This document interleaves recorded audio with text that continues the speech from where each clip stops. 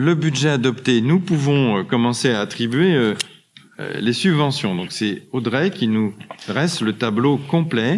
Et je précise que tout à l'heure, au moment du vote, peut-être certains auront besoin de me dire sur quel, parce qu'on va voter un tableau global, hein, mais si vous êtes responsable d'une association, en fait, si vous êtes dans le bureau, que vous soyez président, présidente, trésorier, trésorière, surtout, mais même secrétaire, et vous ne pouvez pas prendre part au vote. Donc à ce moment-là, vous me le dites avant.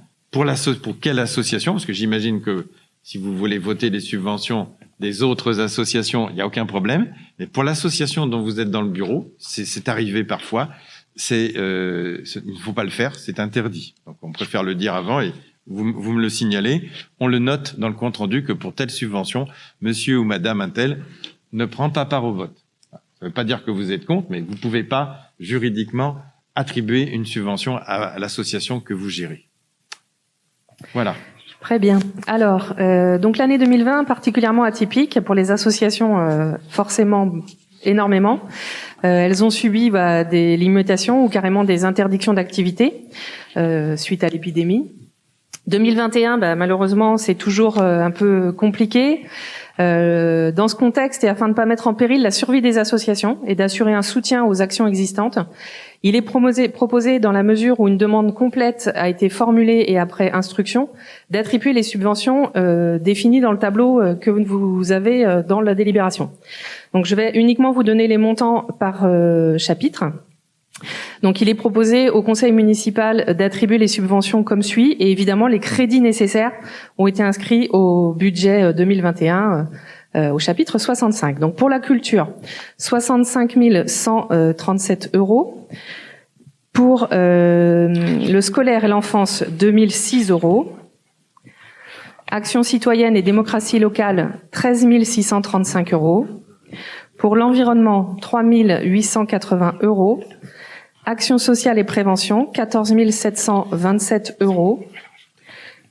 Et pour le sport, 39 997 €. Soit un total de 149 382 €. Bien entendu, vous l'aurez ajouté vous-même. Il y a une ligne qui a sauté au-dessus. Donc, comme vous avez le nom de l'association et 2 colonnes, la première colonne, c'était la subvention de l'année dernière pour qu'on en ait la mémoire. Et la dernière colonne, c'est 2021. Donc, dans le compte-rendu, on rajoutera bien 2020. Et ce que nous votons aujourd'hui, c'est la dernière colonne, 2021. La petite ligne avait dû sauter au moment du report de ce tableau. Y a-t-il des demandes d'intervention? Oui. Oui, alors je sais qu'il y a eu un échange entre M. Charpentier et M. Pline hier, parce qu'il s'était un peu posé la question de savoir pourquoi l'OSB passait à N-1 de 400 à Eh oui. à 0. Eh oui. Je sais que les choses ont été abordées en affaires générales. Ça me surprenait un peu, alors c'est juste une question, ça me surprenait un peu que la question de l'OSB ne figurait pas dans la liste des associations dont on a parlé en commission sport. Je l'aurais bien fait rentrer dans le sport, moi, l'OSB. Ben oui. Et effectivement, vous avez parfaitement raison. Alors, il se passe ce qui se passe parfois dans ce genre de situation, c'est que lorsque nous avons, et c'est vrai que la commission sport-culture est la première qui, dans le calendrier de toutes les commissions, déroule après le calendrier qui va jusqu'au conseil municipal. Et à l'occasion de cette commission sport, nous n'avions pas encore, les discussions étaient en cours avec l'OSB sur le sujet.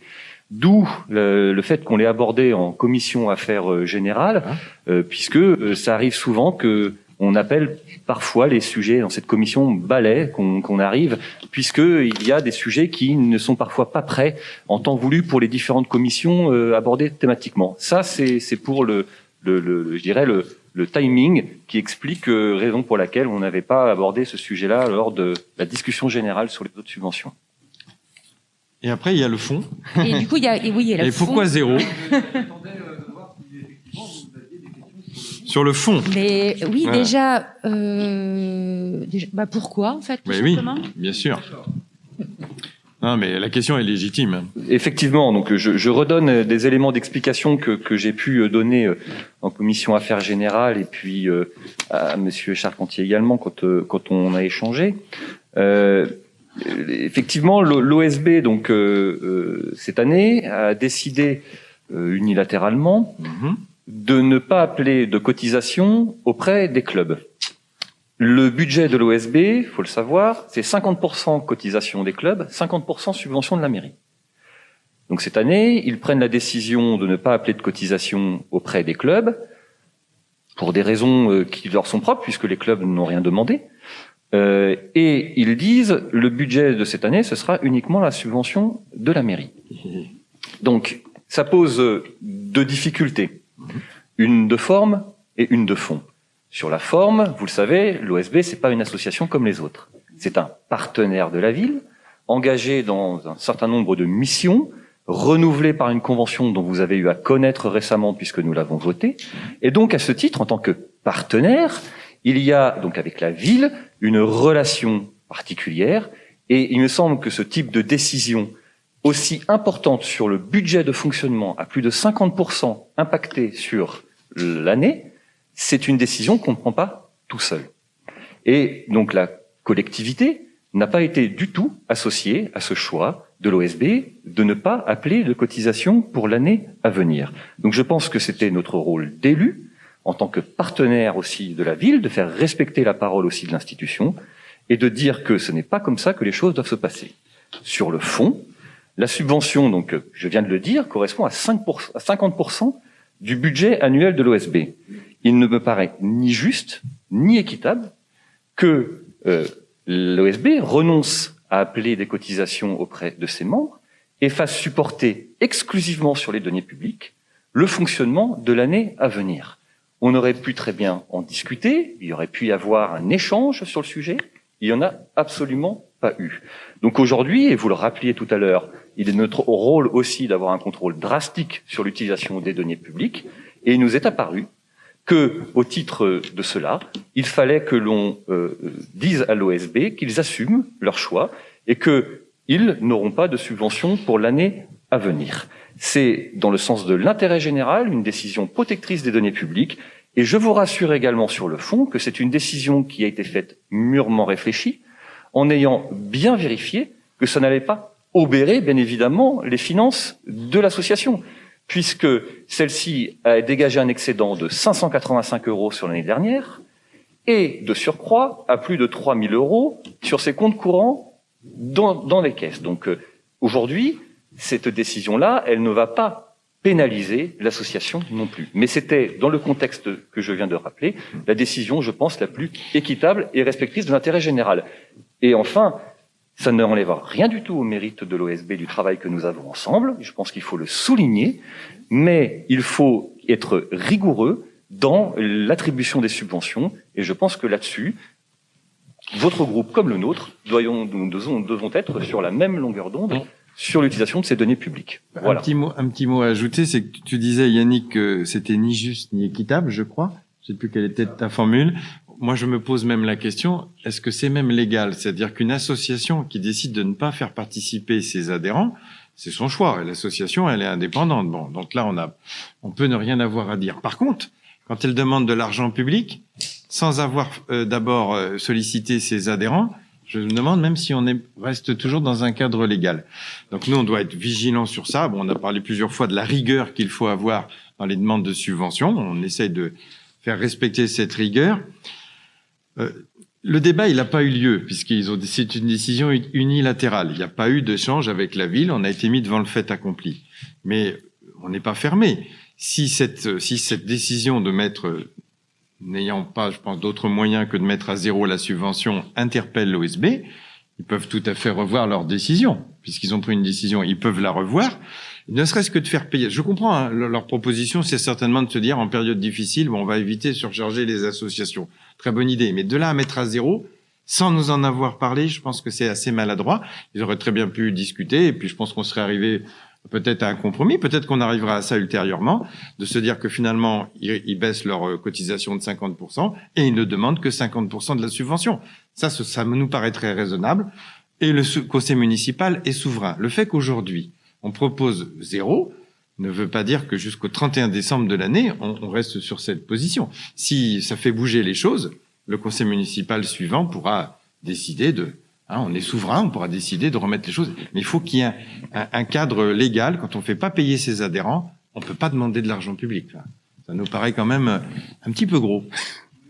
En plus, j'ajoute là-dessus que la discussion effectivement est toujours là, sauf que pour l'instant, la position de l'OSB a été de dire que ce qu'ils avaient décidé en bureau avait été décidé et qu'ils ne voulaient pas revenir dessus.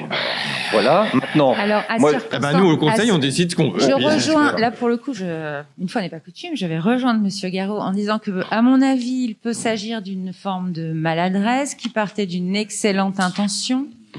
Le fond, la forme, on en pâtit tous à un moment ou à un autre. Je pense comme tout le monde, heureuse d'entendre que la discussion n'est pas fermée et qu'on valide ou pas. Je pense qu'effectivement, il doit s'agir d'une maladresse. Je sais que les rapports sont plutôt bons avec l'OSB, donc il faudrait pas non plus qu'on se fige. Non, mais totalement. Puis Monsieur Flynn l'a dit. Pour nous, l'OSB, c'est vraiment un partenaire qui fait du super boulot. Bon, compliqué cette année 2020 et début 2021, mais on va continuer de bien travailler. Bon, peut-être que là, c'est notre rôle aussi en tant que commune de dire, hop, là, vous êtes en train de faire un petit peu des bêtises et il faut revenir un peu dans le cadre. Donc, c'est ce qu'on fait en vous proposant de mettre le compteur à 0, mais ça peut être revu si eux-mêmes reviennent à des choses plus raisonnable. Parce que nous, on est les premiers à dire effectivement qu'il faut respecter le cadre. On le dit en commission, qu'il y a des délais, que les choses ne se font pas comme ça d'un claquement de doigts parce qu'on a décidé. Mais pour le coup, voilà. Vous voulez attirer votre attention là-dessus ? Parce que malgré qu'il n'y ait pas pas beaucoup d'activités sportives, je vous garantis que le téléphone et la ligne internet de la mairie et celle de Monsieur Flynn fonctionnent très bien. Donc l'OSB peut l'appeler, peut nous contacter. Enfin, on peut se mettre d'accord, quoi. Bon, ils ont été un petit peu cavaliers. Y a-t-il d'autres interventions sur d'autres subventions qui nécessiteraient explication? Y a-t-il aussi j'avais noté Marie-Pierre peut-être pour le don du sang, parce que Marie-Pierre, oui, parce que je crois que tu fais partie du bureau. Donc on va dire que Madame Rattez ne prend pas part au vote pour la subvention du don du sang. Est-ce qu'il y en a d'autres parmi vous? Oh là là, oui, je vois. Monsieur Berbette pour le tennis de table. Donc, alors on va le noter dans le compte-rendu. Monsieur Régis Berbette ne prend pas part au vote pour le tennis de table, section de l'amicale laïque, et Madame Berthet pour le dessin de l'amicale laïque. D'accord, très bien. Oui? Je vous en prie. Le temps que vous jetiez un coup d'œil, une petite information budgétaire, parce que j'ai pas dit assez de chiffres depuis tout à l'heure. Juste pour vous dire, on parle du chapitre 65, donc c'est où sont inscrits le montant des subventions, a bien été mis dans le budget, donc que vous avez eu en détail, le même montant que l'exécution budgétaire de l'année dernière, à savoir 170 000 euros, c'est ce qui a été inscrit, pour pouvoir accompagner des associations qui redémarreraient aussi, qui auraient des projets si la situation se permet. On veut pouvoir accompagner les associations, donc on a bien inscrit 170 000 euros sur cette ligne budgétaire. Donc, c'est bon pour vous? Eh bien, écoutez, avec les observations qui ont été formulées, je vous propose de mettre aux voix cette délibération. Oui? Non? Oui? Maintenant, il n'y a pas de souci, c'est le comité de jumelage, mais il n'y a pas de subvention parce que le comité de jumelage a des réserves et donc il n'a pas fait de demande de subvention, ce qui est très bien. Et donc, elle n'a pas besoin de s'abstenir. Voilà. Eh bien, je mets donc aux voix qui s'abstient, qui vote contre, adopté à l'unanimité. Je vous remercie.